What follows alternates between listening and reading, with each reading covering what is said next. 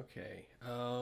So I just want to go over the from the book that I give everybody the basic sort of drop two and drop three voicings that you use all the time. Everybody probably knows a bunch of them, or if not all of them. But I want to go over them and go through the inversions.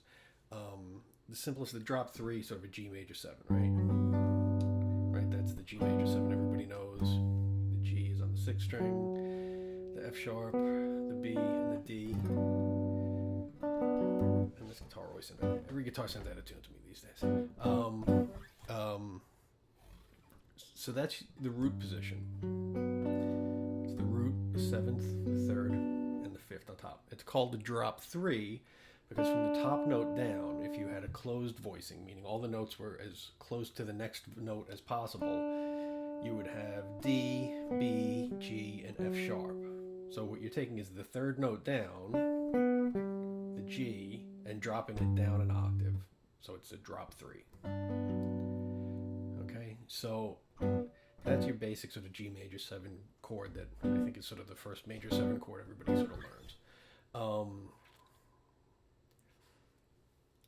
Root position.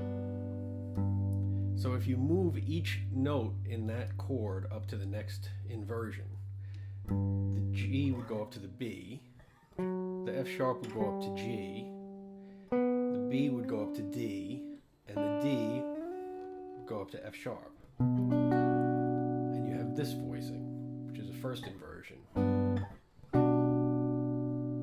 G major seven. The root, third, fifth, seventh.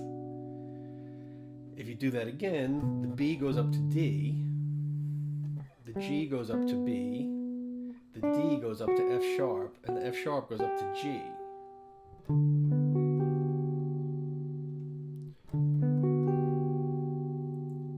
Here's the root, the third, the fifth, and the seventh.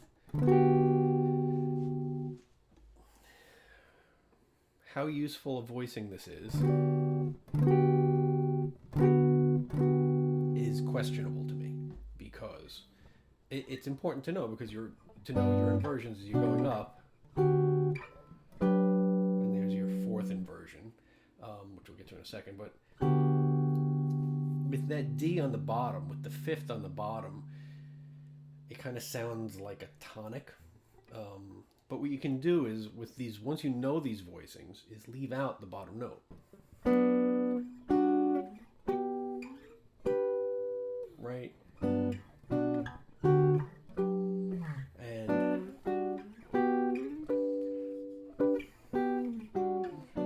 you've got some nice voicings there. So this is a very useful voicing. You got a nice little crunch. So that's a useful voicing. With the fifth, it kind of sounds like it's a, like that wants to be the tonic because it's, the lowest note. But if you just move that over to the G, you've doubled the G, but you've got clearly a G major 7 sound. And then the fourth inversion, the D would go up to F sharp, the B goes up to D, the F sharp goes up to G, and the G goes up to B. And that's your G major 7 with the 7th in the bass. These are all in the book that I give everybody.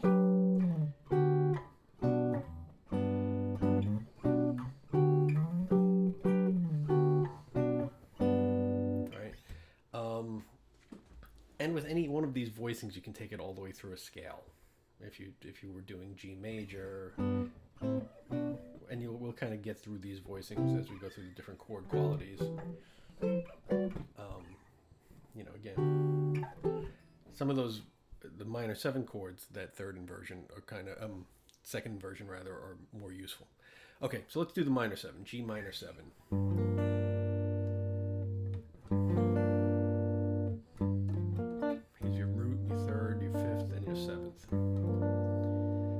First inversion of that, which looks like a B flat 6 because it is. They're the same notes.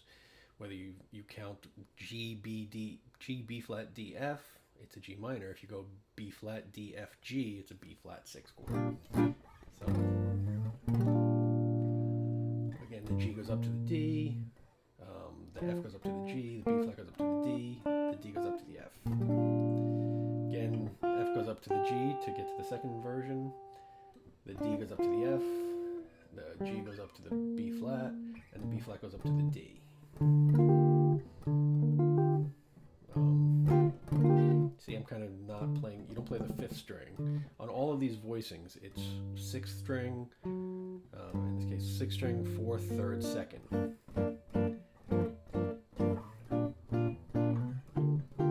6, 4, 3, 2. And then with a 3rd inversion with the 7th in the bass.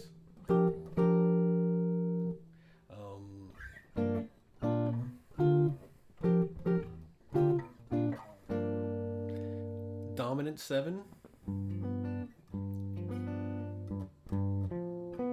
Root 3rd, 5th, 7th. Root 3rd, 5th, 7th. Root 3rd, 5th, 7th.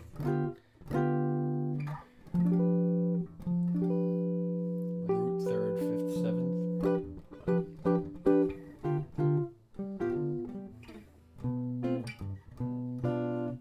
This is a chord I don't play very often, as you can tell. Usually if I'm going from like a root position G7 to a 1st inversion, I'll either just play a straight G triad or a G major, just because it's easier. But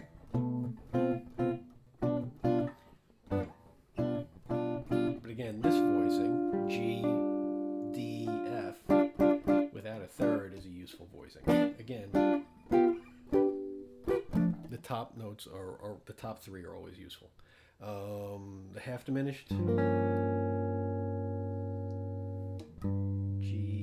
B flat, D flat, F,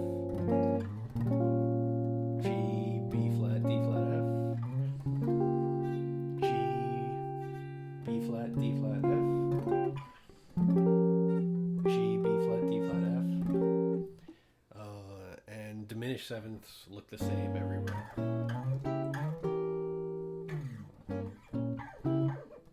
Now these drop 3 voicings usually, the typical guitar-y way to do it is with that root, for drop 3 is with the root on the 6th string.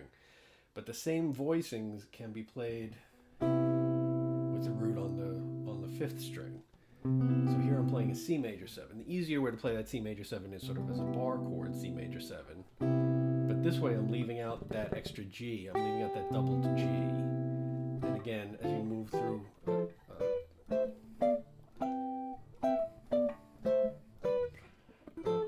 if you move through a key, leaving the note out becomes a little more useful. But there's your major 7 root position, 1st inversion, 2nd inversion, 3rd inversion, which is a weird major 7th chord to use. Minor 7.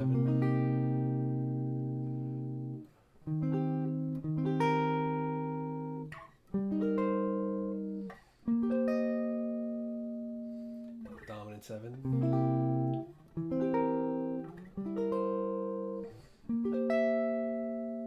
Half diminished 7.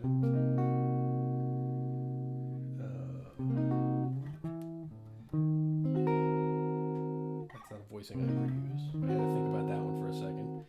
It's actually a very useful voicing. It's nice.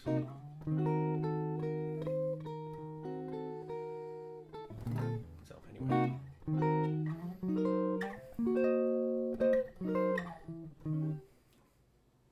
Try it one more time.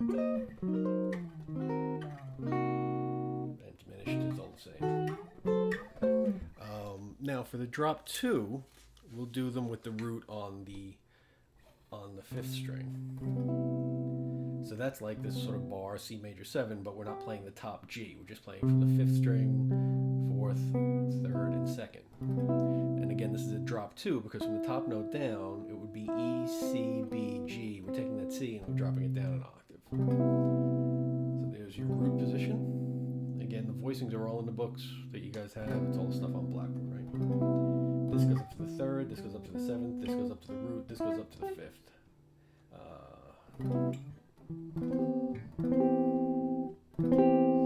This is a nice voicing, but you got to be careful getting to it because you got to stretch here, and but you've got this nice 2nd in the middle.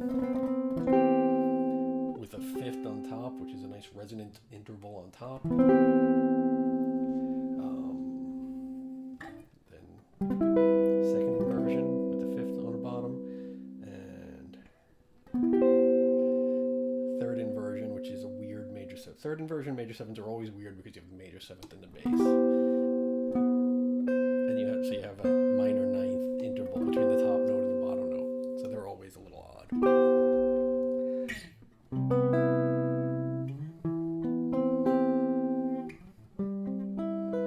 So it's just like a C major chord triad here with the seventh up there.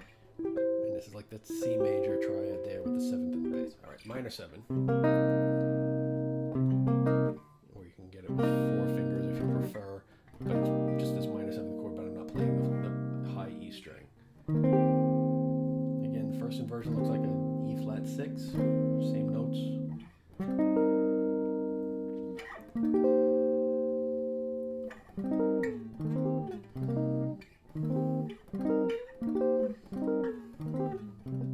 Dominant.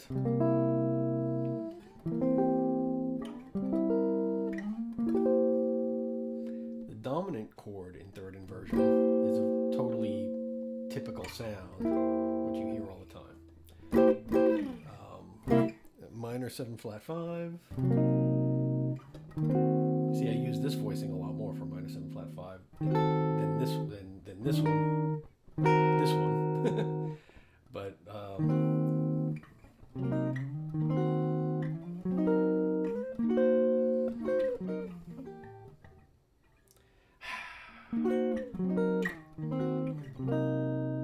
staying home all the time's getting to me. All right.